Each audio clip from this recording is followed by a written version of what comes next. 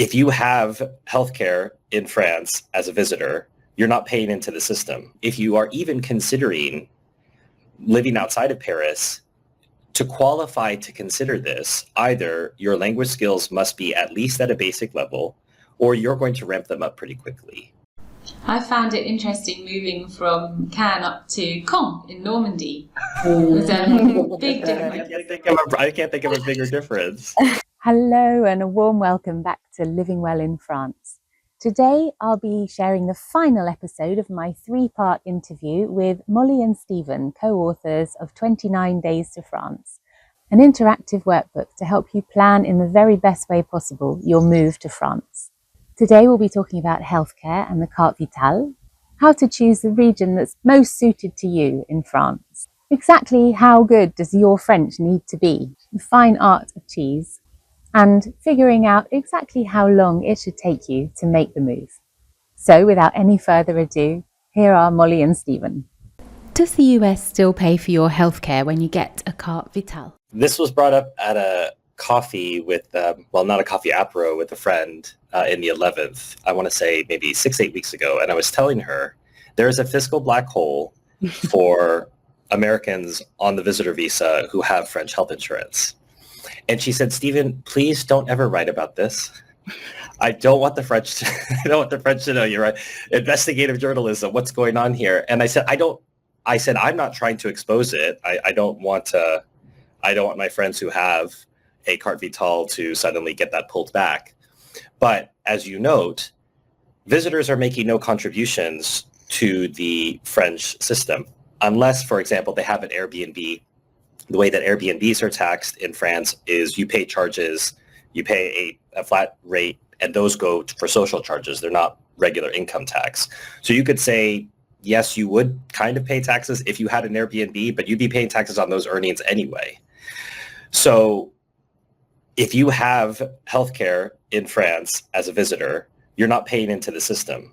You're a free rider. Now, that's fine. There are free riders in every system. In every healthcare system in the world, there are people who, for whatever reason, it might be more vulnerable, it might be older. That's a choice that France has made.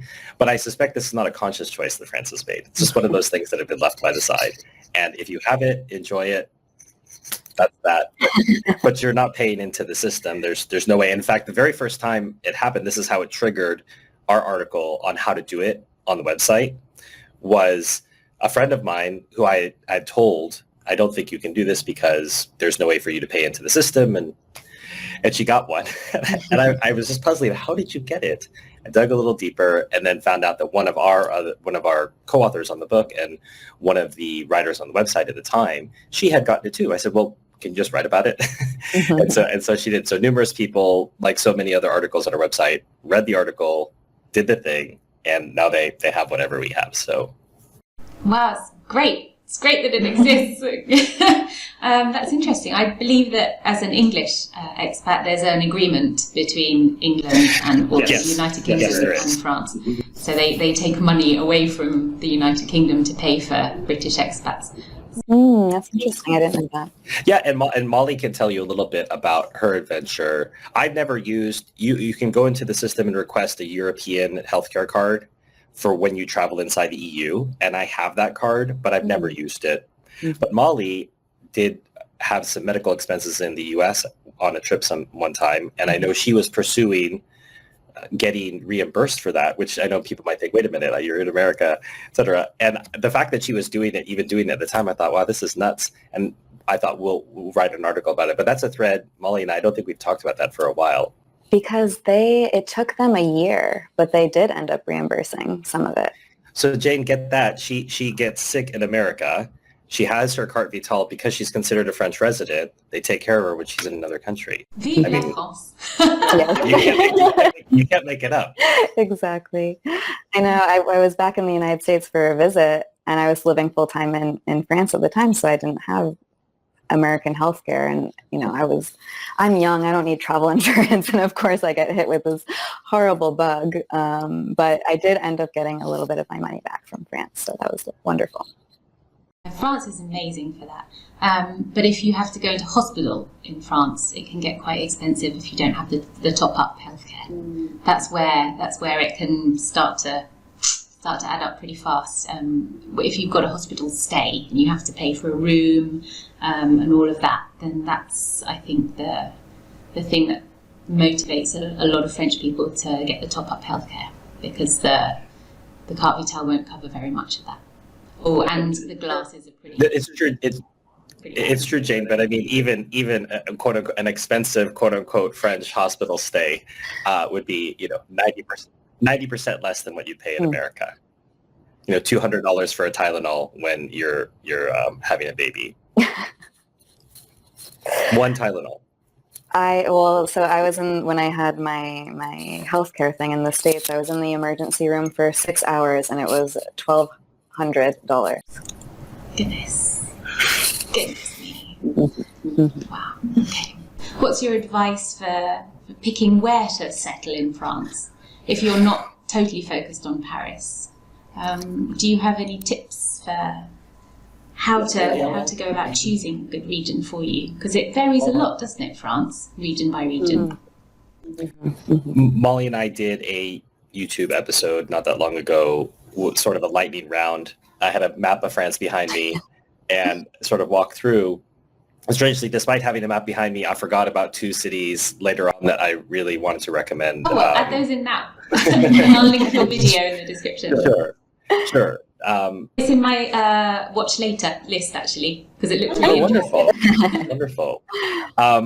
Well, I think that the first consideration is that the majority of people coming to France from the United States are interested in Paris. So those are our considerations, sort of shamelessly tied to the title of the website.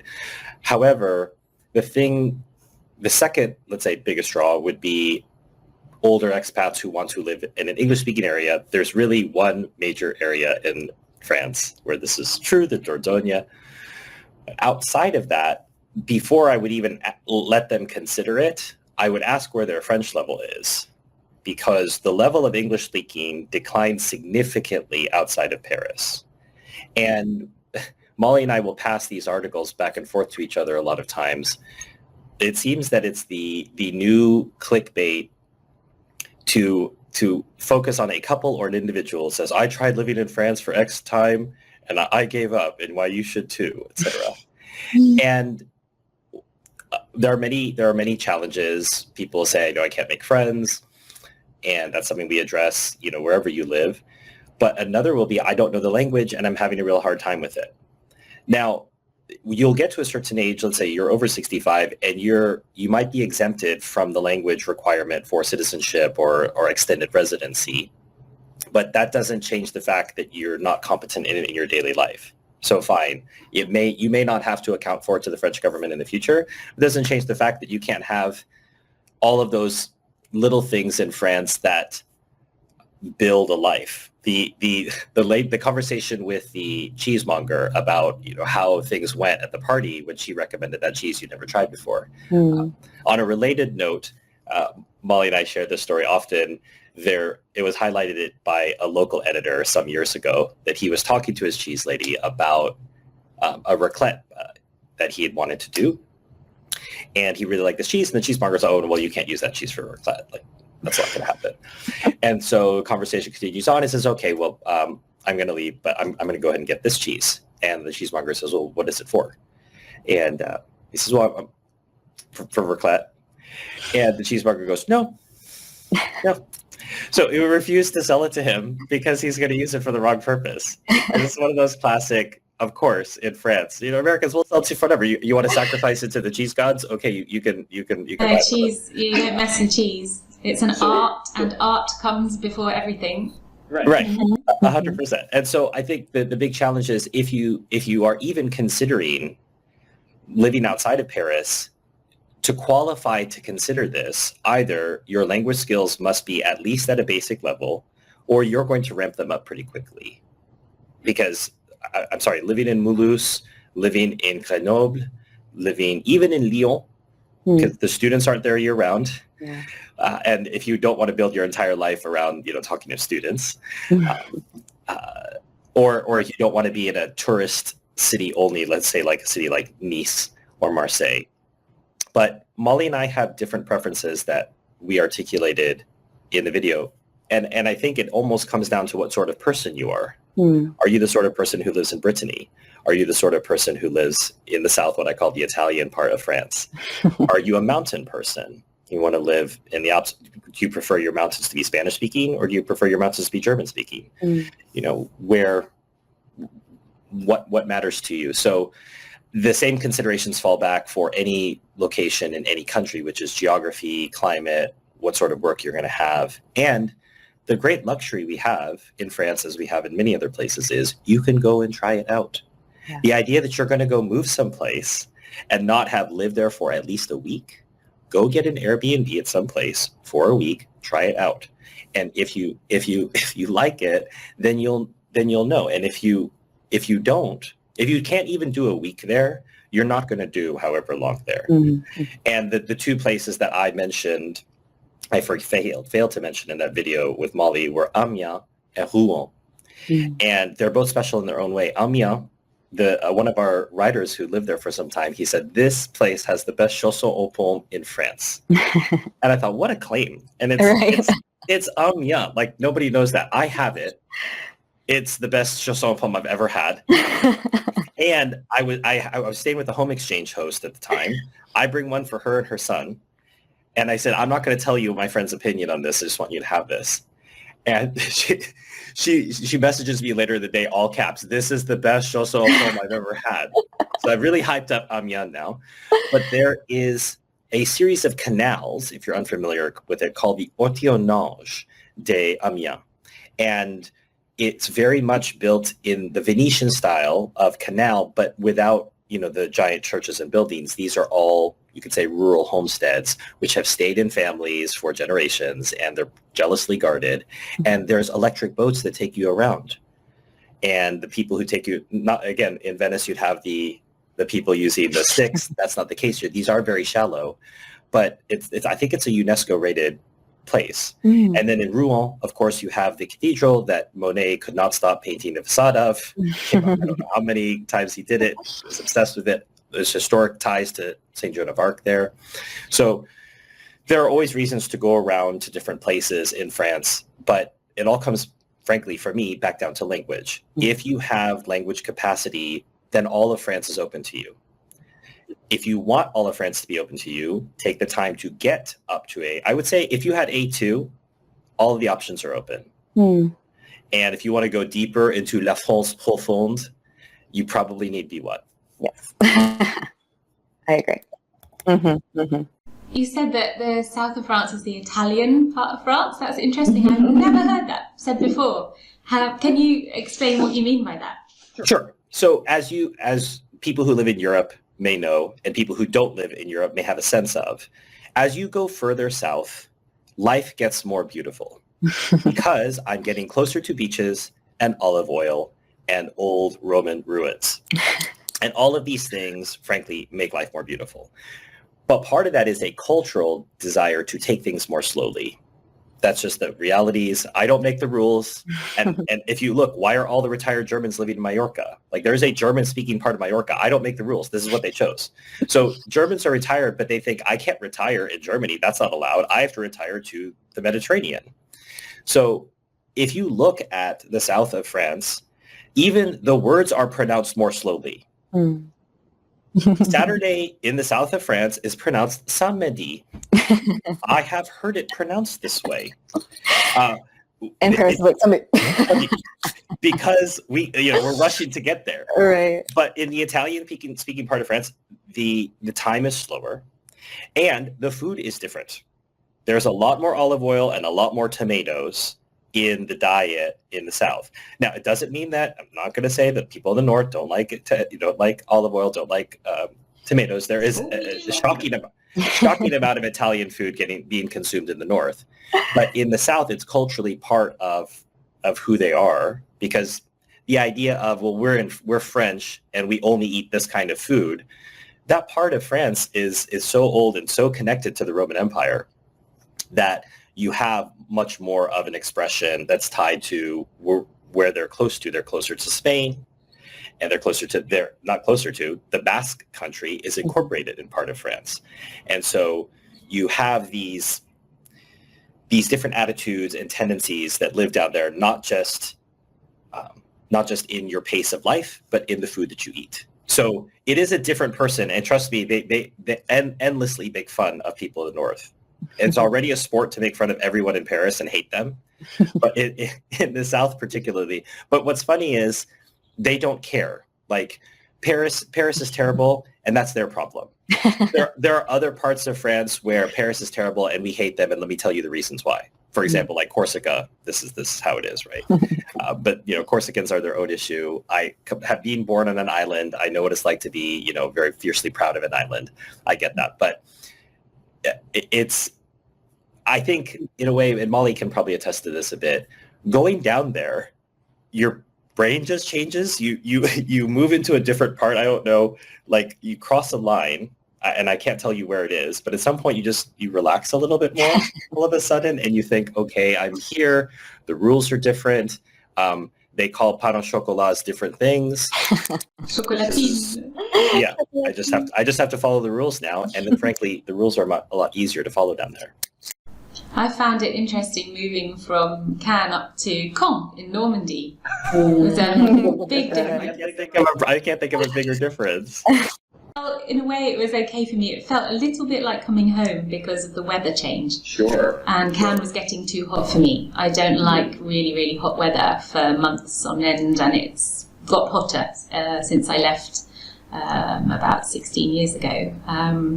So that's something to consider if you're tolerant of the heat, or if you have a really good air conditioning system. But yeah, now I like to go down on the train when I can back to Cannes and cross France and just sit in the in the cabin where you can have a coffee standing up and just look out the window on the TGV and watch the countryside changing. You go through the centre of France with all the mountains, and then everything starts to change as you come towards the south, and even the vegetation starts to change. The houses, the colour of the houses changes. Everything becomes sort of bathed in a golden light, and it all becomes very different. And I love seeing it in real time as you're travelling across France. Mm-hmm. But I've come to absolutely love Normandy. Absolutely love it. And if you like cheese and a lot of cream, then Normandy is a great place to live because, and Calvados. And crepes a lot of the time. Normandy and Brittany were fantastic crepe eaters. Yeah, for sure. If people who live in Paris don't understand why outside of Montparnasse there are, 30 creperies, it's because when people came in for Brittany and Normandy, they thought, well, why bother to move any further? I already took this train, and they set up shop. And I think one time I've counted maybe 12 creperies on one street there. That's just because that's what they eat so often. And for Americans, it's always this treat. We come to France, we're going to have crepes. Mm-hmm. They don't realize that's really a Norman thing. Yes, it's frequently featured in the capital because that's what everyone has in their mind. But breakfast, lunch, and dinner for the rest of their lives, they could do that easily. What would you say a realistic timeline is for somebody who is really serious about moving to France? Once they've done the first part of your book, that figured out their why, what would you think is a good sort of timeline to have in mind? Well, I have some ideas. I'll let you answer that. Yeah. Jane, it's dependent on people's personality type, frankly. So we'll have people message us who want to move there last week. And we have people message us who are thinking, I'd like to do this in the next 5 years, and I'm hoping to, line up and get my paperwork in order. So right there, you see two different personalities at work. The person who's like 5 years from now, I'm not going to do that planning, I have other things to do. And the other person who's, so if you take the difference between those two people, I'm going to do this in 5 years and I want to do this last week, I would say closer to the person who wants to do it last week, meaning it doesn't take that long to do it. The main thing I would argue, and if Molly and I differ on this, it won't be because of anything substantial. It might just be a difference in preference, would be lining up your housing. I just saw a post, and this is something Molly and I exchange often. We'll see posts in Facebook groups or other forums, and they'll be shocking. They'll be absolutely shocking. And the one I shared with her most recently was a woman, a lament of sorts. I did everything right. Bah, bah, bah, bah, bah, bah. I can't get housing. Someone won't show me things. They won't see things. And I would have given her the hack that Molly's seen me use more than once, which is get an Airbnb, get cozy with the host of the Airbnb, and propose a change to the arrangement. So that's one way that you could do things. But in any case, making sure that the housing is done ahead of time, whether you have used an agency, whether you've come, whether you're going to say, I'm going to Airbnb it for a while and risk it, that's going to be the biggest part of your move. I think everything else really is less dependent on France. For example, how long it takes you to clean up your wardrobe, pack up your stuff. That has nothing to do with France. Yeah. How long it takes you to figure out how your income situation is going to be handled. That has nothing to do with France. So as far as administration goes, submitting your paperwork and getting the visa is something that's done in less than a month. Yeah. The question for you is what that's supposed to be. The tip I would offer is make sure that you have a date in which you want to do this. So I had in November of 2012 said I want a year to go, and I think I finally settled on December 13th, 2013. I'm going to move to France on this date. So then I started working backwards from that. So 90 days before that would be when I submitted my visa application. Also the same day that I would move out of my apartment. And we talk about this in the book. You don't want to move out of your apartment the same time you're moving out of the country. Give yourself some space, get your security deposit back, and so turn off the electricity. So I had couch surfing lined up with friends during that 90-day interim. And then keep going back from that. And I remember thinking in June of that year, I thought, I wish I had another 6 months, longer. I wanted to delay it, but it was too late. I'd already set all these things in motion. And I would argue that is always a feeling you're going to have. If you set a date and you say, I'm going to move on this date, you're always going to wish you had more time. Mm-hmm. But Parkinson's law, our brain focuses on deadlines and gets that done. Giving ourselves too much time is not a positive. The human mind will delay, and temporize. Yeah. So that deadline will help you focus and get things done. You magically will find a way to get things done if you know it has to be done by this date. Whereas if it's vague and amorphous, you can keep pushing it back. And then that will lead to frustration and questioning yourself, et cetera. And that will only be because you made a strategic mistake. It won't be because you don't really want to move to France. Hey, moving to another country, whether it's across La Manche or whether it's across, oceans or other places, is a difficult thing. So you need to give yourself guardrails and helps to do it, because otherwise you might fail. And so this is one of the ways you can do it ahead of time. Give yourself a deadline, work towards it, and it can be done in whatever time frame you want. We've seen as short as, gosh, Molly, I want to say 90 days or 120 days. Mm. Some of the more free-spirited people in our lives. And I think we've seen something as artfully executed, I think, as 5 years. And we'll get emails from someone who says, I talked to you in 2017. It was like, I don't remember. Yeah. We talked to hundreds of people, but we then dig through the emails and say, wow, what a neat story that, I think this person maybe had a parent that was convalescing, that they were taking care of this person. And they just said, I'm going to be here for my mom until she passes away. And, unfortunately, the mom passes away, and say, okay, I'm ready to take on this chapter. So it's up to you, your personality, and your situation. Mm-hmm. To set a deadline is excellent advice for anything in life, not just moving from one country to another. Just have a deadline. It's amazing what you can get done. I'm one of those people that gets everything done last minute as well. So yeah. Moving countries is a difficult thing. You want to have as much support as you can get. So I recommend to anyone watching to purchase our book, 29 Days to France. So we've got the print version, we've got an ebook, we have an email version as well. We also have plenty of really, really, really valuable articles up on our website, theamericaninparis.com, and that is all free. I mean, some people have honestly used our articles as the blueprint as they went and got their visa on their own. So there's plenty of free resources up there. Both Stephen and I do consultations if people need a little bit more specific one-on-one help. We have our YouTube channel as well, so plenty of free resources up there too. And yeah, we basically want to be the resource that we wish we would have had when we made the big move to France all those years ago. So that's really what we're doing. That's the reason we do what we do. So I'll put all those links in the description. And thank you so much for your time. I think the people that watch my channel will be super interested in the advice that you've given today. Thank you for watching episode 3 of my 3-part series interviewing the authors of 29 Days to France. I hope you found it really useful. If you haven't yet listened to episodes 1 and 2, I'll link them in the description below for you.